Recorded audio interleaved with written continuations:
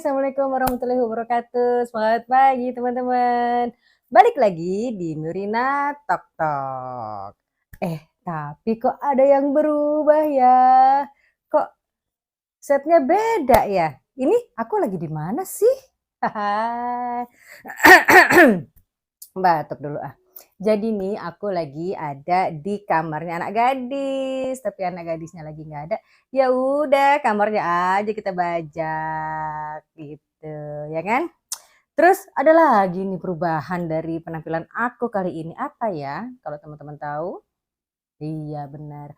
Saya kali ini tidak pakai kacamata. Kenapa? Kenapa kacamatanya?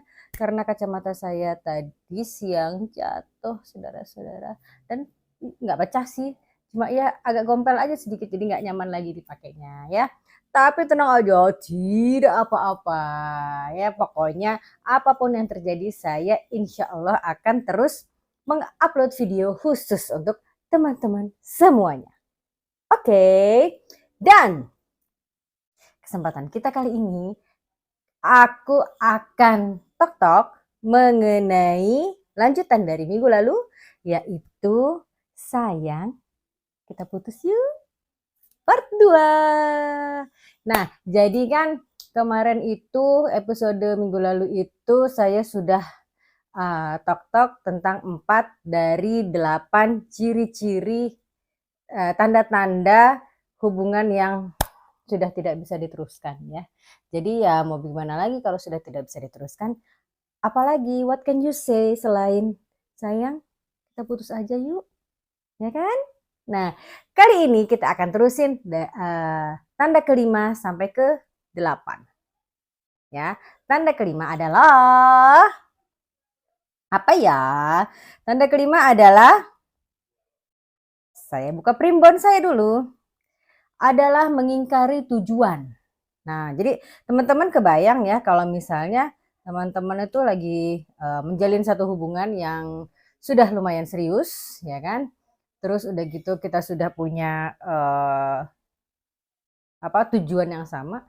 Misalnya nanti ya abis ini saya selesaikan kuliah saya dulu, kamu selesaikan kuliah dulu, nanti sambil kerja, nanti kita menikah ya tahun depan misalnya, gitu ya kan? Nah, terus out of nowhere tiba-tiba pasangan kita tuh, aduh jangan tahun depan deh, 4 tahun lagi aja. Soalnya kan aku habis kuliah aku mau kerja, aku mau meniti karir dulu. Kalau misalnya karir aku masih bawah-bawah banget, aku nggak bisa menikah dulu karena begini begini begini. Bingung nggak teman-teman? Ya kan? Nah, kenapa kok dia bisa berubah kayak begitu? Gitu. Nah, pada intinya adalah dia sebenarnya sih masih bisa dikomunikasikan baik-baik, ya kan? Kenapa kamu maunya ditunda selama itu? Kenapa nggak ditundanya setahun aja atau 6 bulan aja? Itu masih bisa dikomunikasikan baik-baik. Tapi kalau misalnya pasangan kamu udah mulai kebanyakan alasan, ya, soalnya ini begini, itu begitu dan sebagainya, ya, itu artinya kamu sama dia sudah tidak satu tujuan lagi. Visinya sudah berbeda. Dia yang tadinya kita maunya begitu sama-sama gitu kan, menikah bareng-bareng, ternyata dia maunya nanti aja, nanti aja, nanti aja. Gitu. Sementara kan yang namanya menikah itu ibadah ya, ada nilai ibadahnya ya. Dan yang namanya ibadah itu harus disegerakan. Tapi kalau misalnya tanpa alasan yang jelas dia minta diundur, ya kan? Itu berarti kamu dan dia sudah tidak satu tujuan lagi. Ya, tapi seperti yang saya bilang itu mesti bisa dikomunikasikan baik-baik. Jangan langsung ya udah kita putus aja kalau kamu mau 4 tahun lagi. Nggak bisa begitu juga ya. Harus dikomunikasikan baik-baik sebenarnya apa keberatan dia. Ya, kalau kamu masih bisa menerima alasannya, ya udah lanjutin. Tapi kalau tidak bisa, ya sudah waktunya berkata padanya, sayang kita putus aja yuk. Kalau kamu mau 4 tahun lagi, aku maunya tahun depan, kamu nggak mau, berarti aku sama yang lain aja. Beres deh. ya. Tapi sekali lagi komunikasikan dulu sebaik-baiknya, ya. Yang keenam adalah selingkuh. Wah, kalau saya sih yang namanya selingkuh itu sudah nggak bisa dimaafkan ya. Nggak usah deh 2, 3 kali, selingkuh sekali aja saya udah nggak mau pastinya, ya kan. Karena kalau udah selingkuh tuh udah nggak bisa dipercaya lagi bukan? Ya kan? Ya, sebenarnya ada yang bilang bahwa selingkuh itu sebenarnya terjadi karena adanya kesempatan. Kalau menurut saya, selingkuh itu terjadi karena orangnya. Kalau dasarnya sudah tidak setia, mau ada kesempatan, mau tidak, dia akan mencari kesempatan untuk selingkuh. Tapi kalau orangnya setia, mau ada kesempatan atau tidak ada kesempatan, dia tidak akan mencari-cari, dia tidak akan terjerumus ke dalam kesempatan itu. Gitu ya. Nih, saya bacain sedikit. Selingkuh merupakan salah satu masalah terbesar dalam hubungan. Biasanya sangat sulit untuk menyelamatkan hubungan jika salah satu sudah selingkuh, apalagi jika lebih dari 1 kali. Tuh, kalau saya sih 1 kali aja saya udah nggak mau, apalagi dia udah berkali-kali. Tidak. Sudah deh, sudah sangat-sangat red flag gitu ya. Udah bendera merah berkibar-kibar, udahlah nggak usah. Ya teman-teman kalau punya pasangan seperti itu, nggak usah pikir panjang, langsung putuskan hubunganmu dengan nyamuk. Yang tahu kalimat saya itu berarti kamu seumuran sama saya. Karena Gen Z tidak tahu jargon putus hubungan dengan nyamuk itu ya. Oke, selanjutnya. Yang ketujuh adalah pasanganmu egois. Lah, sih kok bisa? Pasangan yang tidak mau meminta maaf, tidak mau bertanggung jawab atas kesalahannya, atau tidak mau mencoba memahami apa yang kamu rasakan, tentu membuat kamu frustrasi, ya kan? Ciri-ciri lainnya dari pasangan yang egois adalah tidak mau berkompromi demi kepentingan bersama, bahkan terhadap hal-hal kecil dan lebih mengutamakan kemauannya sendiri. Ya, contoh kecil adalah dia berbuat salah tapi dia tidak mau meminta maaf. Ya udah itu namanya egois kalau menurut saya. Contoh soal kamu janjian sama dia mau dijemput, ini sebenarnya terjadi sama saya. Mau jemput ke rumah kamu itu misalnya ya jam 5 gitu kan, kamu udah dandan. Saya udah dandan menjelang jam 5 itu saya udah dandan, udah cakep-cakep segala macam gitu kan. Jam 5 nggak ada. Biasanya jam 5 mobilnya tuh langsung berhenti depan rumah saya. Tapi ini nggak. Jam 5 nggak ada. Oh mungkin nanti ya 10 menit, 15 menit nggak ada gitu kan. Jam 6 nggak ada. Aduh, jam 6 nggak ada, jam 6 nggak ada. Jam 7 nggak ada. Jam 8 nggak ada. Jam 9 dia baru masuk mobilnya ke depan.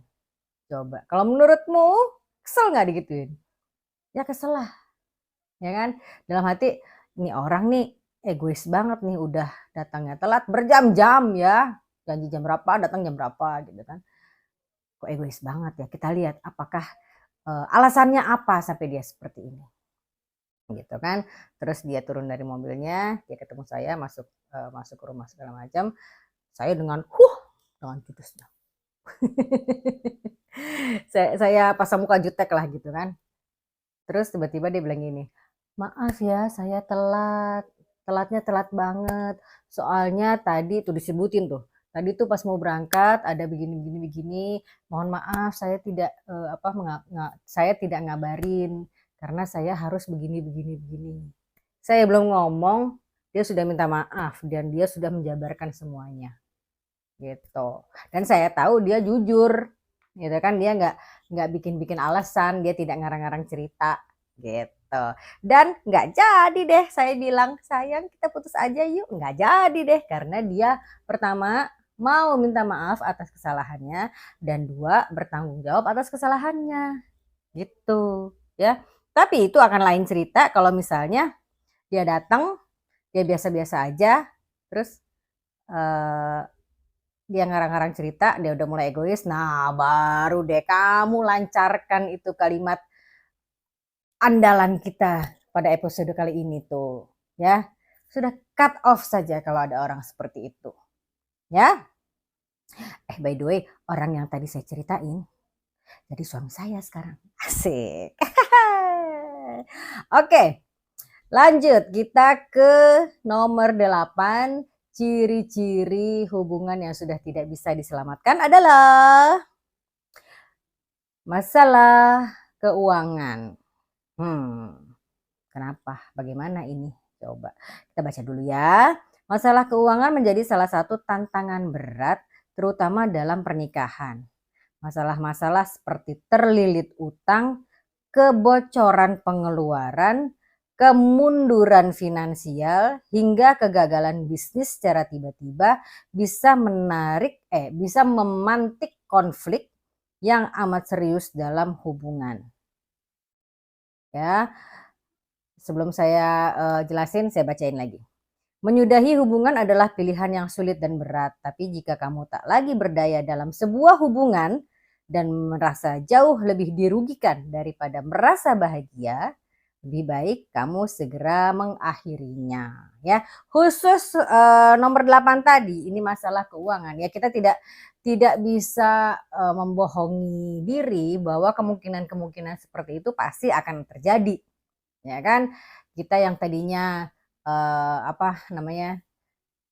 dalam masa penjajakan itu baik-baik saja, tiba-tiba ada kejadian yang membuat dia misalnya ditipu, misalnya terlilit hutang, misalnya mengalami kemunduran finansial dan sebagainya.